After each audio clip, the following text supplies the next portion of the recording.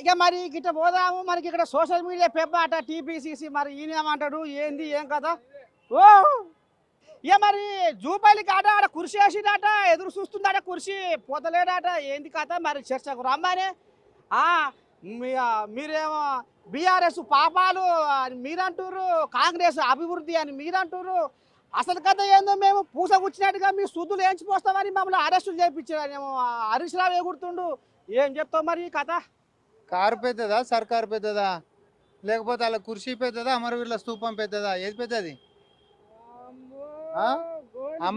అమరవీరుల స్తూపం కంటే పెద్దది ఏదైనా ఉందా కార్ కంటే సర్కార్ పెద్దది సర్కార్ కంటే ఏదైనా ఈ రాష్ట్రంలో పెద్దది ఉందంటే అమరవీరుల స్తూపం ఆ స్తూపం కాడికి వచ్చి కూర్చున్నాం నీకు దమ్ము ధైర్యం ఉంటే వచ్చేట్టు అని మరి వస్తుంటే మీరు ఆపినాడగా పోలీసు వాళ్ళని పెట్టి మీరు అది అరెస్టులు చేయించినాడగా కాంగ్రెస్ వాళ్ళు ఆడాడే కబడ్డీ కబడ్డీ అంటుండే ఆడాడే అవుట్ అవుతుండే మనం ఏం చేస్తామే ఆడు వచ్చేది లేదు సచ్చేది లేదు ఇట్లా ఎన్నిసార్లు తొడలు కొట్టిరు బావ బొమ్మడిది కొడుతుండు బొమ్మడిది బావి కొడుతుండు నువ్వు అంటే నువ్వు అంటుండు ఎవడు వస్తలేడు వచ్చేటోడు అయితే ఇట్లా మనం వెయిట్ చేస్తున్నాం కదా ఎప్పుడన్నా వాళ్ళ 10 సంవత్సరాల అధికారంలో ఉన్నప్పుడు కనీసం ఈ గన్ పార్క్ అనేటటువంటిది ఓపెన్ ఉండేనా బంద్ చేసిరుగా దుకాణం ప్రతిపక్షాలను కూడా రానియలేగా స్వతంత్ర భారతదేశంలో ఏడనన్నా ప్రతిపక్షాలు అధికార పక్షం వెనకాల పడతాయి అధికార పక్షాలు పారిపోవాలి తెలంగాణలో మాత్రం అధికార పక్షం ప్రతిపక్షం వెనకాల పడితే వాళ్ళు పారిపోతారు వీళ్ళు వస్తేనే కూడా వస్తలేరు కదా మరి రాములేమి పిల్లగా ఈ కాంగ్రెస్ వాళ్ళు సీతగానోళ్ళు దద్దమ్మలు మా శుద్ధులు ఏడ ఏంచిపోస్తారో మా తప్పులు ఏడ ఎత్తి చూపుతారో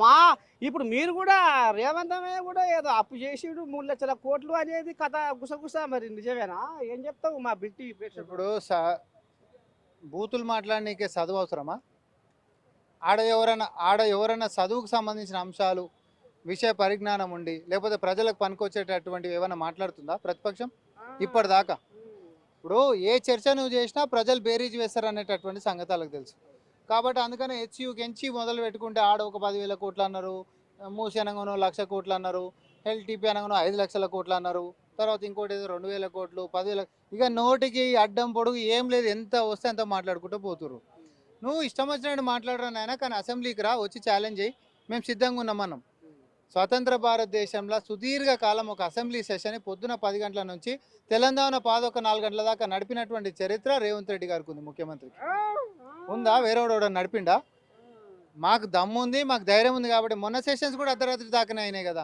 మరి అంత బాగానే ఉంది కానీ ఏదో చదువుకపోతుడు పాయ సంచి కూడా పోతుడు సంకలేసుకొని ఢిల్లీ గారి పదం పడుతురు ఏందన్నట్టు పచ్చకామర్లోనికి లోకమంతా పచ్చనే కనిపిస్తుంది ఇటు గతంలో అంతా పారెన్కి ఎత్తుకపోయిన బస్తాలు ఉన్నాయి కాబట్టి మేమేం పట్టుకొని మనకు రావాల్సిన తెలంగాణకి ఏమేం కావాలన్నా ఫైల్ పట్టుకపోతే కూడా ఆయనకి పైసల బస్తాలు లెక్కనే కనిపిస్తున్నాయి మనం ఏం చేస్తాం దాన్ని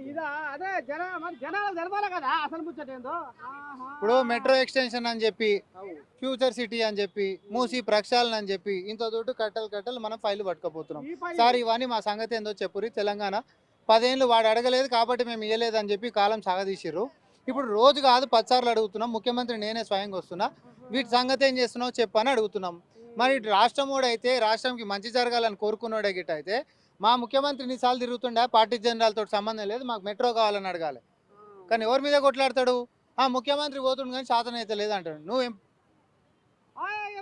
ఎందుకైతే మళ్ళీ ఇక అదేంటంటే అలానే అతక తినే వ్యవహారం ఉంటే వాళ్ళే ఉంది వీళ్ళు గాడికే వచ్చారు వాళ్ళు గాడికే వచ్చారు నా కథ సేమ్ పిల్లగా మరి ఇప్పుడు కొసకు ఏం చెప్తావు మా బిగ్ టీ ప్రేక్షకులకు మరి ఇప్పుడు రాంగపోంగా మరి ప్రజాపాలన ప్రగతి ప్రణాళిక అని 99 రోజుల పండుగ చేసుకుంటుంది మరి జనాలు అంత సుభిక్షంగా ఉన్నట్టేనా ఇంకేమైనా కచ్చపెచ్చ ఏవారం రైతు బంధు అది రైతు భరోసా కదా ఏదో అటు ఇటు అవుతుందట మరి అదేమన్నా ఏం లేదు ఇప్పుడు మొన్నటి సంది ఓపెన్ అయింది 9 రోజులలో మొత్తం అందరికి కూడా పడబోతుంది పోయినసారి కూడా ఎట్లనే వేసినాం కదా 9 రోజులు అన్నాం 9 రోజులలో వేసినాం ఏకకాలంగా 2 లక్షల రుణమాఫీ అని అప్పుడు అన్నాం మాట మీదకించి అప్పుడు మనం వేసినాం ఎప్పుడైనా క్షేత్రస్థాయిలో ఈరోజు ఎక్కడికైనా పోయినప్పుడు ప్రజలు ప్రభుత్వం కోసం ప్రచారం చేస్తారు ఇందిరా ఇల్లు కట్టుకున్న వాళ్ళు చెప్తారు సార్ వాళ్ళు 10 ఏళ్ళలో ఇల్లు కట్టించిన పాపన పోలేడు ఎవడు మీరు కట్టించిరు మేము చల్ల బతుకుతుంటే ఇల్లు కూలగొట్టాలని చెప్పి చూస్తుండ్రు కాబట్టి కాంగ్రెస్ పార్టీ రేవంత్ రెడ్డి గారి యొక్క కృషిని ప్రజలు క్షేత్రస్థాయిలో వాళ్ళు ప్రచారం చేస్తారు మనకంటే ఎక్కువ నేనేమంటా ఇటు సంక్షేమాలు మనం రాగానే 48 గంటలలో మొదలుపెట్టినటువంటి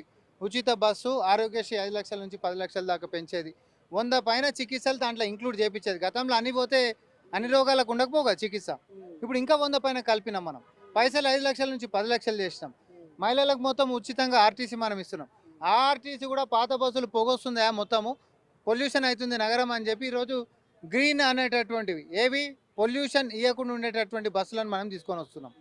అంతేకాదు సామాన్య ప్రజానికం కూడా 2 వీలర్లకించి 4 వీలర్ల దాకా కాలుష్య రహిత నగరం లెక్క మనం మారాలి. ఢిల్లీ అనేది మన దేశ రాజధాని. ఒక్కరోజు ఆడ ఉంటే 32 సిగరెట్లు తాగినట్టు విలువైంది. అట్లాంటి పరిస్థితి ఇక్కడ రావద్దు. రోడ్డు మీద పోతుంటే నీళ్లు నిలబడుతున్నాయి. ఎందుకురా అంటే చెరువులు కబ్జాలైనాయి అని అంటే కబ్జాలను మొత్తం తీసేసేయాలి. నీళ్లు నిలబడకుండా చెరువులకి పునర్జీవం మనం అందియాలి.